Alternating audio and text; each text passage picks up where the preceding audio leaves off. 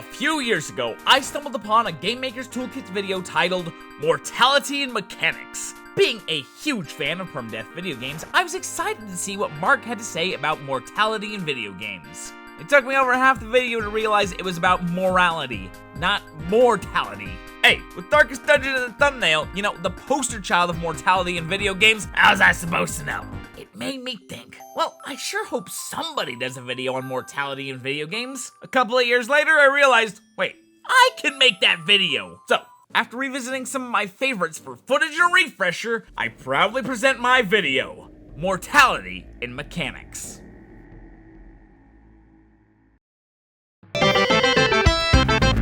Mortality in video games is a concept that adds a profound layer of depth and emotional engagement to gameplay. At its core, it refers to the possibilities of characters dying and not coming back. Unlike traditional characters, where if you die, you pop up with the Sight of Grace or the last autosave like nothing happened, games with mortality mechanics aren't afraid to take a character and say, yeah, you don't have permission to use this anymore. Which adds a level of risk management and actual consequence that I find absolutely intoxicating. In this video, we'll delve into how different games handle the concepts of mortality, focusing mainly on XCOM, Darkest Dungeon, and Fire Emblem. These games incorporate death in unique ways, each one bringing something distinct to the table in terms of gameplay and player experience. Also, they're the most fun. I haven't spent more than a couple of hours in XCOM 2 and Darkest 2. However, I have played a fair amount of the Fire Emblem series. Permadeath is central to understanding mortality in video games. The fact that the game is willing to let dumb decisions and terrible luck result in a character being traded for a plaque that reads, "Here lies poor old Jack." In XCOM, aliens have come to town, and it's up to you and your soldiers to shoot them back to where they came from. You use clever tactics and convenient cover to handle these foes, but there is a lot of plasma coming your way. Some of it is inevitably gonna pelt your soldiers' chests. The first hit usually just knocks the wind out of them, and they may have to spend a couple of days in the infirmary. But multiple hits can result in an ally hitting the ground, and it's 50-50 if they give up the ghost or not. But sometimes they're simply mortally wounded, giving you a couple of turns to have another ally with a health kit come over and stabilize them. This is probably my favorite balance of punishment and leniency. All hits matter this way. Your soldier may end up having to sit out a fight, and multiple poor rolls do lead to death, unless sometimes the gods see fit to allow you to hold on to that brave soldier. Unless the soldier that just went down was the one holding the first aid kit. It's right there, just grab it off his belt and fix his gut wound. In Darkest Dungeon, we are the invaders. We go into the moss-soaked hallways and start killing abominations, but the creatures are killing right back. If your HP hits 0, you're put into a state called Death's Door. I really like this mechanic. It means that you always have a little bit of a cushion before the final curtain falls. But it is a little inconsistent. In this state, every hit has a chance to end you. You can have someone who withstands several blows, which feels amazing. But if you have somebody who folds as soon as they arrive at the brink of destruction, you can feel cheated. It also feels a little OP since any healing will put the barrier back up. It's also extremely stressful when you have blight or bleeding, since it's only the character themselves that can staunch the wound. So you're gonna have to take some damage and therefore roll the bones before you can even get a chance to administer first aid. But deaths in Darkest Dungeon are impactful. They take a lot of talents when they die. At least in XCOM there are 4 classes, so it's likely you have at least one guy who can blow stuff up. But you really end up missing the hero who falls in the hamlet. Fire Emblem is my introduction into this genre. The music, the gameplay, the characters are all unforgettable. I love this game, and it is easily my favorite video game franchise. But good lord, is it a terrible Permadeath game! From triple damage, critical hits, divine pulses to characters that are just too interesting to actually allow to die. Its main defining trait in the modern day is handled so counterproductively that most death in 3 houses are probably when you kill the students that don't join you. However, with that said, this is still my favorite video game franchise.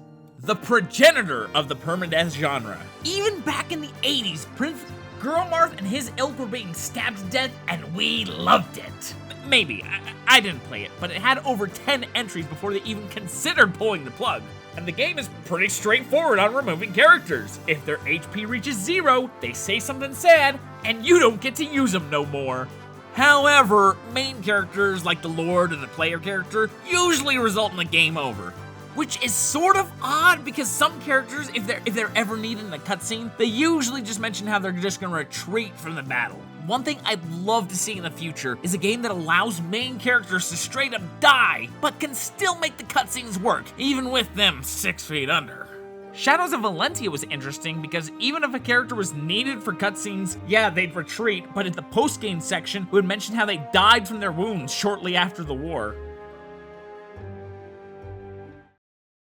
Difficulty in all 3 of these games is handled wildly differently, and the permadeath aspect has a lot to do with that. So XCOM is probably the most similar to the permadeath games I couldn't really get into, like Battle Brothers, Mordheim, where the early game is the hardest part of the game, because of the same reason I can't go fishing with the boys this weekend.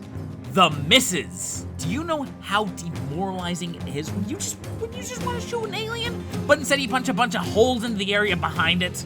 In the early part of XCOM, your characters suck. I mean, it makes it more satisfying in the late game when you get better equipment and accuracy boosts from level ups, but in a way this is also kinda bad because the second half of this game is literally just a victory lap. Only in very rare cases does a character actually die near the end game in XCOM. However, it's much harder to recognize the problem of the game shifting to too easy when you're having fun. You made it through the early game where it was brutally punishing, and you're still getting hit with attacks, so your brain thinks the game is still tough. But in reality, once you get armor on your troops and plasma in their hands, you aren't losing this game. Unlike the next game on our list. Darkest Dungeon handles difficulty in the exact opposite way. The early to mid game of Darkest Dungeon is W after W for our valiant friends. You feel like a SWAT team kicking in doors and just taking out everyone inside. As long as you have a Vesta with you and she's just heal-botting, only horrific luck can cost you. But as soon as you unlock the red levels, this game takes a terrifying turn. Some of these fights really do just feel luck-based. With some of the enemies, the vessel just cannot keep up with the damage, and this sucks. These 2 games really raise the question. Do you want a rough early game or a rough end game? Winning feels good, but realizing that you can't lose feels worse. Now here is a game that does balancing famously for the entire duration of the game. It's pretty balanced. I mean, there are some games in the franchise that allow you to put in some training which can bend the balance, and Donald just completely breaks it. But it feels good to land all of your hits. Heck, I'll even accept the hits from my enemies if it means I land all of mine as well. Like the mobile game with its PvP adjacent mode, so they just did away with all the accuracy, and I think it benefits the game greatly. Yeah, I think Fire Emblem on Classic is finely tuned. But I do want to point out how worthless casual mode is. Look, if a game is designed to be beaten without losing a single character, how infinitely easy is the game if you take the one bit of challenge out of the game? And look, I do realize I'm getting a little gatekeepy here, and the counter argument is, oh, what about people who just want to experience the story? Yo! Fire Emblem stories suck! I do like the support conversations, though. Permadeath games always seem to have a huge number of things to keep track of outside of battle to give your guppies the best chance of becoming the beautiful frogs they were always meant to be. So let's take a look at how the games handle it. So when you're not gunning down aliens, you get a huge underground base, and there's a lot going on down here. You need to build out the base so you can get your facilities to get those awesome toys I was talking about. You need to assign research to your scientists to get future tech. Look, money is always at a premium since buildings and weapons both require cash. Getting the buildings is very important, and the adjacency bonuses make the very placement of the buildings paramount. But you also gotta keep your soldiers armed, and with that threat of permadeath, you also gotta keep your soldiers stocked. I think one of the biggest things that you gotta manage is the world's stress levels. You see, the world governments are funding the XCOM project, and with aliens constantly attacking, the terror levels are on the rise. And this in and of itself is a bit of a mortality, because if a country leaves the project, they leave for good, losing you the money and the chance of getting that continent bonus. Not to mention, it also triggers the game's only loss state, because if 8 of those countries pack up their ball and go home, it's GG, no re.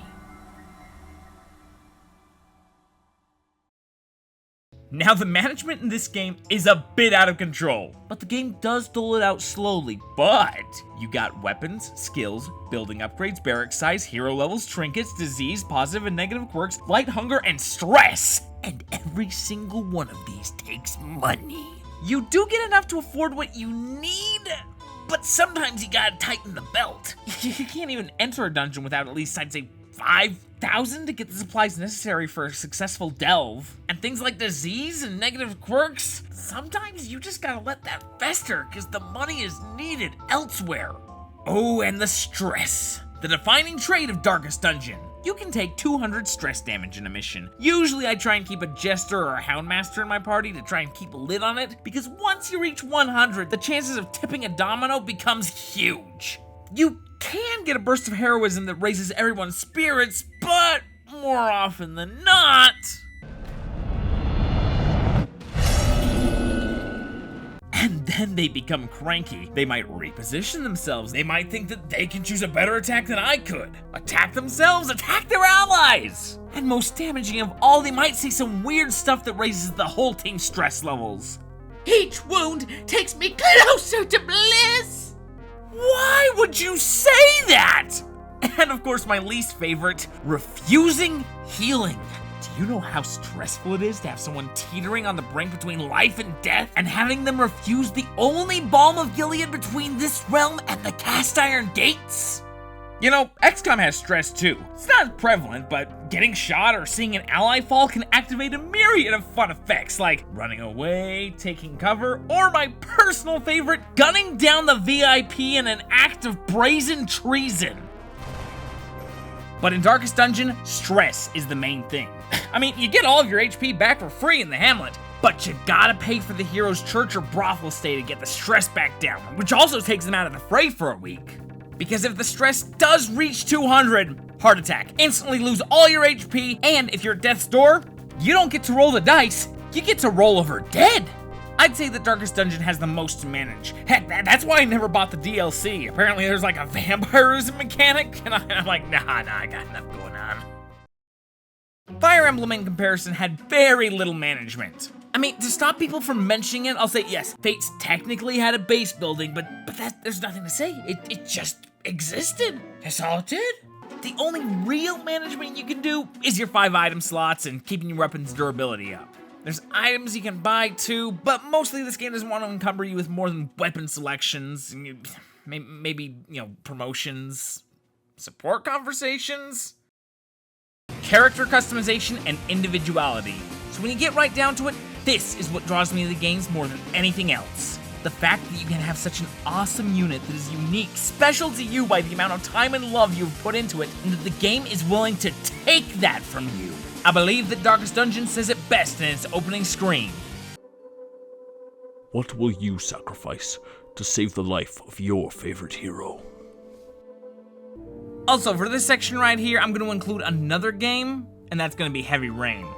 This is a guilty pleasure of mine. The first time I played it was when a friend told me that you have an intertwining narrative with 4 characters, and those characters can die. A weird doctor tries to chop up Madison in his basement, and during this fight, the origami killer can just run you through with a samurai sword? The fact that a game with just 4 playable characters that's main draw is its story is willing to have that major of a consequence? It's just fascinating, bold. I love it! Fire Emblem. Now, while the entire story isn't built around the characters, they are fully realized. They have relationships you can build up, there's so much you can learn about them, and that's what makes it so hard to accept the death of one of these guys. But the game is willing to let you lose access to them if you're not willing to hit reset or activate Coward's Turn Wheel. And honestly, I have so much respect for the game's willingness to allow something permanent like that.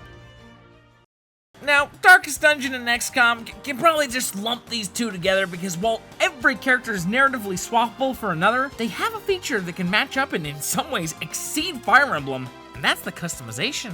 These games allow you to go up to your characters and say, "You are no longer Timothy Thompson. You, my friend, are Scott." And you're gonna take his signature beard, and now I can regale the real Scott with the tale of the time that his rocket went off course and blew the entire team to smithereens. Darkest Dungeon's customization only spans the difference of 4 colors, but you can still take that man-at-arms and call him Scotty. Naming characters after friends and family is a bold move that personally, I love. You know, I think Oregon Trail is an excellent example of an early Mortality game. We can name a character Scott there too, and then cry when he dies of a tragic hunting accident. In any RPG, you gotta allow for randomness to spice up the game a little. It's awesome when you land a critical hit on your foe, but being on the receiving end in a game with permadeath? Well, that's a whole nother thing. XCOM uses algorithms that I'm not entirely sure about. I know that you're more likely to take a larger chunk of damage the closer you are to being flanked, and I'm not too sure on the damage multiplier, but major hits usually result in like a cool zoom in to see your character get all of their hair blown off as they hit the ground. Darkest Dungeon probably handles crits the best out of any of the games here because of that buffer with Death's Door. I'm okay with pretty much any devastating blow to strike my character if it's not an instant death. The only problem is that if it was an attack that could apply, bleed, or poison, it's guaranteed to happen. So now you got a character who's going to have to make a death save before they can even think about applying the proper remedy.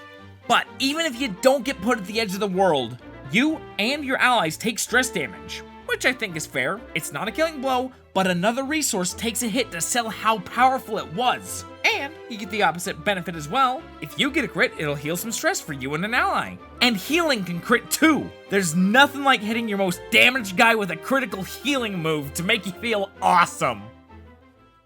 Fire Emblem, Fire Emblem, Fire Emblem. I would trade every critical hit I deal with a killing edge to remove crits from this game. Alright boys, new idea for an SRPG, and I came up with another idea. If a character's HP reaches 0, they die. But with such a big penalty, should we even include critical hits? Oh, it's an RPG. You gotta include crits. True, yeah. But as mentioned, if the character takes too much damage, they die. So how much damage were you thinking? Like double damage? Maybe 1.5? 3. 1.3? Hey, that's a perfect number, you know? It's a more powerful blow, it doesn't ruin a well-laid plan. Yeah! No. 3 times damage. Wait, what? But most characters can only survive 3 strikes. I know. It's perfect. I don't know how they thought that in a game where you'll be attacked hundreds of times throughout, they landed on the number triple. Eventually, a 3% is going to activate, and it is going to kill. And in a game with permadeath, that is frankly unacceptable. Once again, much like Mrs., crits were carved from the mobile game because they're just unfair.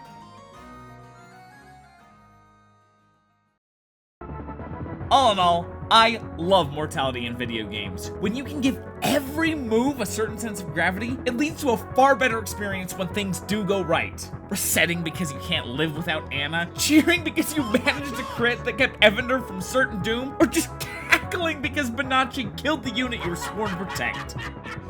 I love the emotional highs and lows these games provide. However, there is just one more permadeath game I feel I have to address.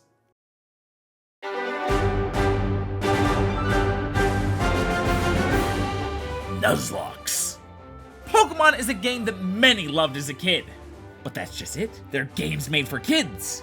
But hidden within is probably the best Mortality game. For the uninitiated, there's something called a Nuzlocke. With just 2 self-imposed rules, you can transform a literal children's game into a challenging emotional roller coaster. Rule number 1! If a Pokemon faints, you don't get it no more. Rule number 2! You can only catch the first Pokemon you encounter in a round. This gives you the opportunity to use Pokemon you might not necessarily pick for yourself, but it also puts a finite amount of Pokemon into play, so loss is a real possibility. Also, Nuzlocke handle each subject that I talked about famously. Permadeath. As stated, if a Pokemon faints, it's up to you to place them into the box. And overcome stupid Divine Pulse because these are self-imposed rules. What do you gain from cheating yourself?